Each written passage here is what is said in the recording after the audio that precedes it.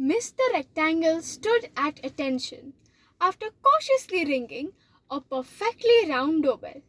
He was pleased to be invited for tea at the home of Mr. Circumference and Miss Pie. "Welcome," said Miss Pie in a sweet voice, as she led Mr. Rectangle to a large circular dining table, where Mr. Circumference, or Mr. C as he liked to be called, was sitting smugly in his chair. "Ever since you declared the circle to be the greatest polygon having the most number of sides at the International Polygon Conference, Mr. C hasn't stopped talking about it," said Miss Pie. "You are wrong, my dear," interjected Mr. C. "I don't have the most number of sides. I have infinite sides. No one can beat that." "Yes, only you can beat yourself," whispered Miss Pie to herself. "I don't mean to brag," said Mr. C, "but I'm present in all the important things like birthday cakes and wheels and the sun and the moon, and I'm also present in all school textbooks." Miss Pie rolled her eyes. "But aren't birthday cakes cylindrical, my dear? And the sun and the moon, aren't they spheres?" "Let's not bother about that, shall we? The important thing is that they are round just like me. Stop being irrational." "I beg your pardon. You better stop tooting your own horn, Mr. Circumference of a Circle," said Miss Pie. She called Mr. C by his full name, which only meant that she was really angry with him.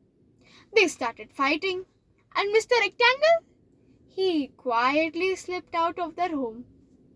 The next day, when the sun rose, it had become a square.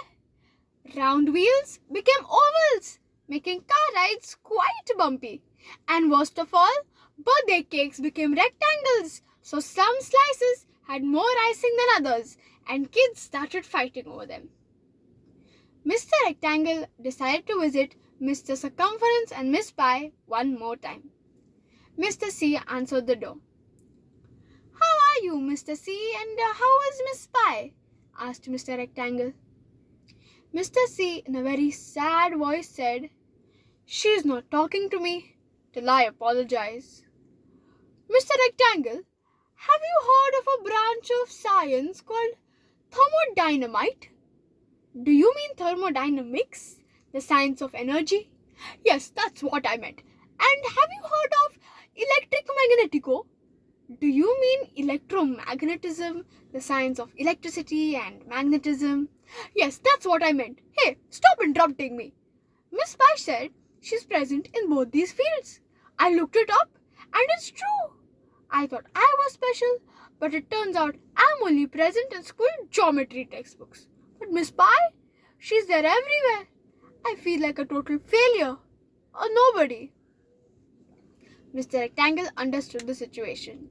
He said, "The sun and the moon are spheres, but did you know that if you spin a circle vertically, you get a sphere?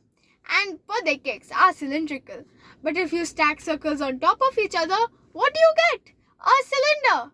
So you see, Mr. C, you are present in all these different things. So you and Miss Pie are both very, very important.